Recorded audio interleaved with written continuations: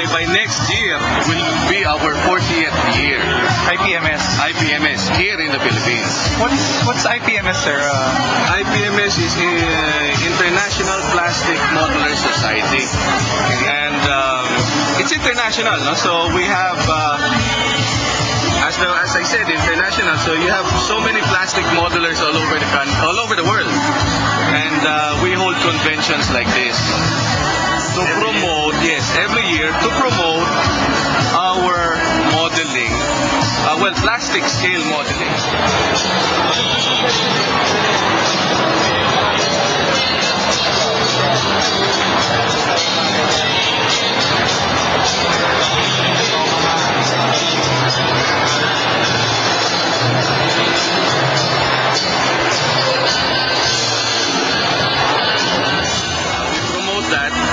To show everybody what we can do and what this hobby is all about.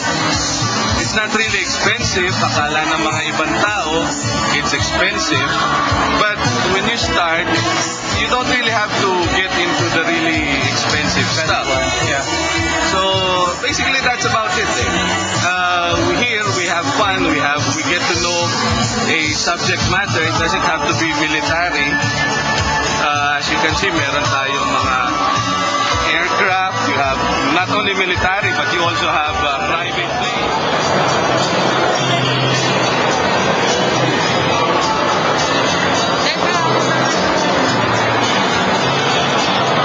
You also have science fiction, and you have cars, boats, and all that.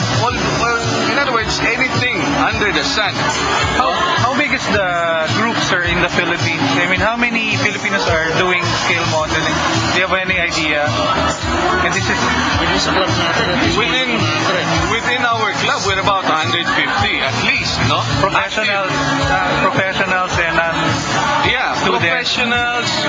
We have, if you talk about the professionals, we have doctors, we have lawyers, architects, that's me.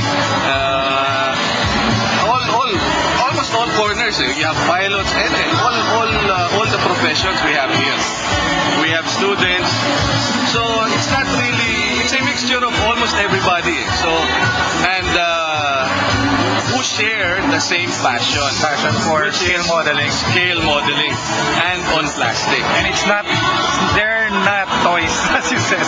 No, anybody. And actually, anybody can do this. Yeah, okay. So basically, that's it. And we're here now at the mall to promote this thing to the other people. Para we would want also to educate yung ordinary masa. Kasi you've heard, siguro, if you look at this, you would say your first impression, this is expensive stuff. Yeah. It's not. Kasi you can go downstairs at Lil's, you get these models. Yung basic lang at 1144 scale, you can get that for about 70, 80 pesos. And then create one quickly, ano? Yeah, it's a quick build, and then you get to know all about whatever model that thing is. You get to know the details, and mga things like that.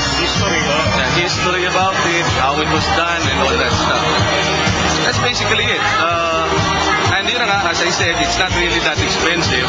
But syempre, when you go hardcore, that's when things start, Pero of course, that builds up. So by that time, it's not that expensive na rin. Dahil you built up already from those years. Ako, I've been modeling since 1968. Wow. So by next year, that would also be my 40th year. Grabe, ah. Pero it's an on and off thing. So, okay, sir. Salamat po.